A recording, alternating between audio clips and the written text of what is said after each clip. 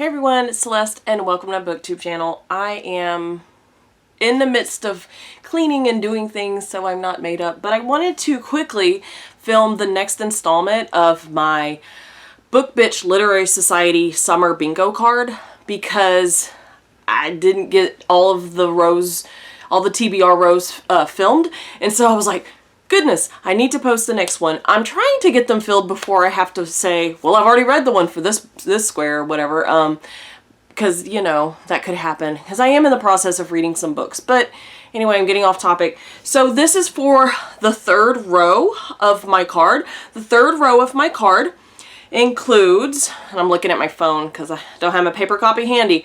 The third row includes myths, elements like earth, wind, fire, air, water, you know, the free square, and then a favorite by a favorite author, and then makes you laugh or cry, or laugh and cry. I don't know.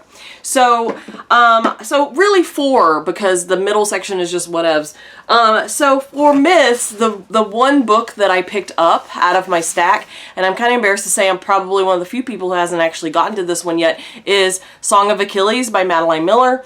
I've actually had this on my shelf for a while, and I've read from Madeline Miller before. It was okay. I wasn't like in love with it, but I've heard that this one is better, so I'm interested to see how I feel about this one. And this is one of those cases, you know, comment below if you've done the same thing. I owned this book, had it on a shelf somewhere in my house, forgot that I had it, bought it again. So I donated, I think, the other copy to a friend or something, or I don't know, whatever. But yeah, so that's the situation I have. So I really want to read this book so that I know that I've had it, know that I've read it, whatever, and go from there. So this is for the first square for myths. The only one I really picked out for that square, so I'll probably get to that hopefully. The next square is the elements square. For this one, I was like racking my brain and looking at lists, and I do have some, actually I had more than I thought I did, books on my shelves that could pertain to this. I picked out two, like for sure, but I have other ones that as you watch my list, you'll be like, that one could apply to this other square, and that, yeah, there's a lot of overlap between these, which is why I'm going to use the post-it note system to help me keep track of like which ones apply to which ones, because I can't double dip. So anyway, the first one I wanted to show you guys for this one is Fire Monks. It is Zen Mind Meets Wildfire, hello, by Colleen Morton Bush. This is a nonfiction book about Tibetan monks who were fighting wildfires in their area. And you can see them, look at they're in their little robes with their little like safety hard hats and their little like tools and stuff. And so yes, so they were working, I think, oh, it's from the United States. So yeah, they were working in California. And so I was interested in it. I don't know, I picked this up somewhere. I've had this on my shelf for a while. I think, let's see, when did this come out? It came out in 2011. So yeah, I've had this on my shelf for a while. I need to go ahead and get to it. And it's nonfiction. I feel like I haven't been reading enough nonfiction this year anyway. The other one that I picked out for the elements, which could also apply to another one, and it's been on my TBRs in the past, you might recognize it, and it also deals with fire. What's up with me and fire? But it is Girls of Paper and Fire by Natasha Nagan. This one is a really lovely copy that I have, and it is a signed copy, so I really would like to read this. I know that it has other, like, I think there's another book that goes with it. It has a really lovely cover. I've heard good things about it. It is set in a fantasy society where there is a king and he has like a harem, and it's like these specific girls, and I think there's some sort of like demon thing that goes on with some of the girls. I know that there is like a sapphic love story embedded in this, and so I'm interested in it. Like, I've had it on my shelf for a while, and I think the cover's really lovely, but it has the word fire in the title. Okay, free square, good to go. The next one, by a favorite author. So two authors that are auto buys for me. Actually, there's a few authors that are auto buys, but as far as like books I had on my shelf waiting to be read include from these authors. So these are a couple of my favorite authors. The first one is Grady Hendrix, How to Buy a Haunted House. I bought this when it came out in January. Haven't gotten to it yet. I have heard people who have talked about it, who have read it already, talk about it. I'm a Grady Hendrix fan. And based on the things that I've heard about it, I think I'm really going to enjoy it. I really don't necessarily enjoy like horror or body horror or things like that, but Grady Hendrix has a way of writing relationships between people, specifically friendships. Like if you've ever read My Best Friend's Exorcism, he writes female friendships so well. So well. And like normally, like writing a female friendship can be really difficult for any person of any gender identity, but let's be honest, a lot of times when someone is identifying as a guy, they don't write females very well in general, let alone their relationships with each other. And so like it's nice.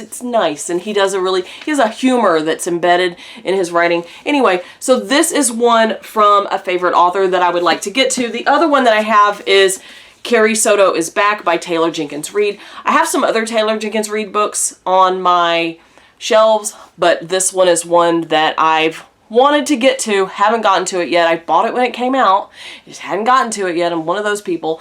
But this ties into Malibu Rising, because in Malibu Rising, there's reference to the main character of this book, because of the whole like athletic associations between, like, you know, and the different characters, like they're athletic people.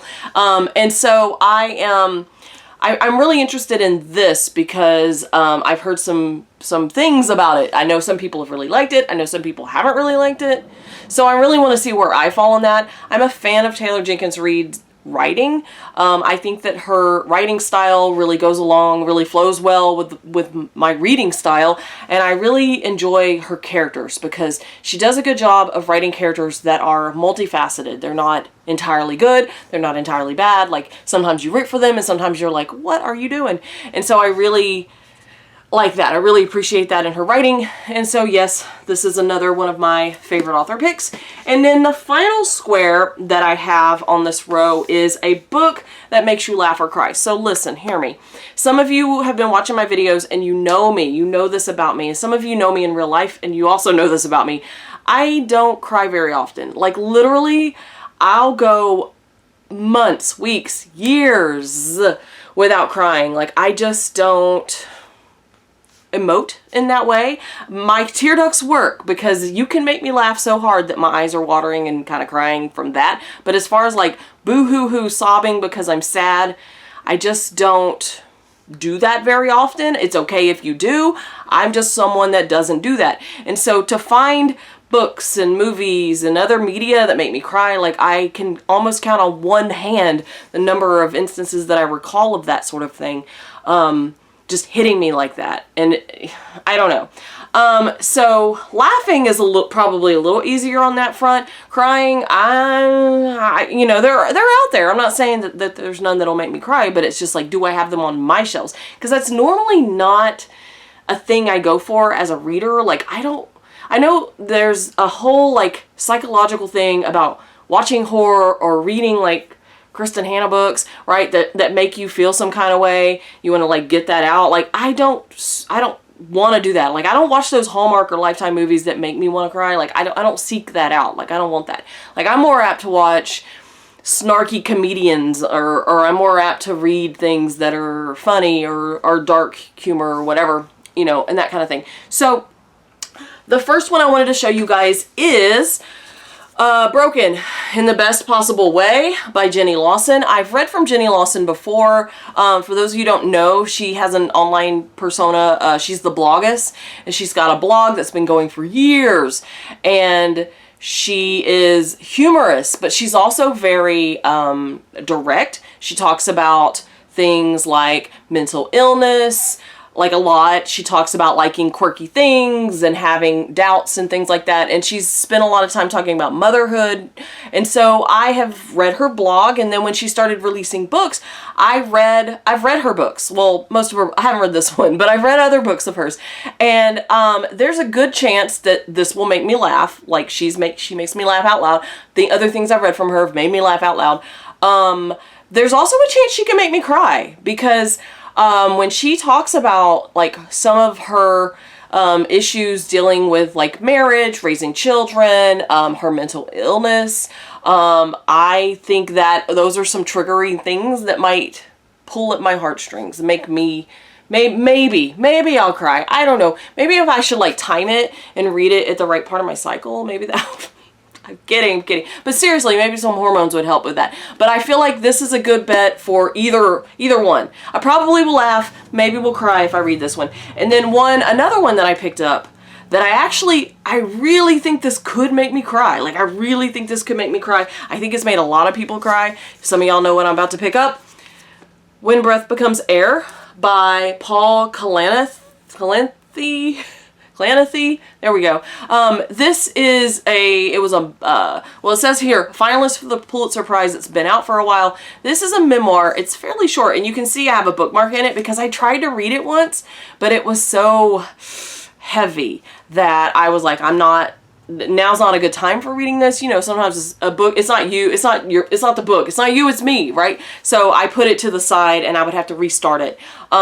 But this is a memoir about a neurosurgeon who is diagnosed with like stage 4 lung cancer.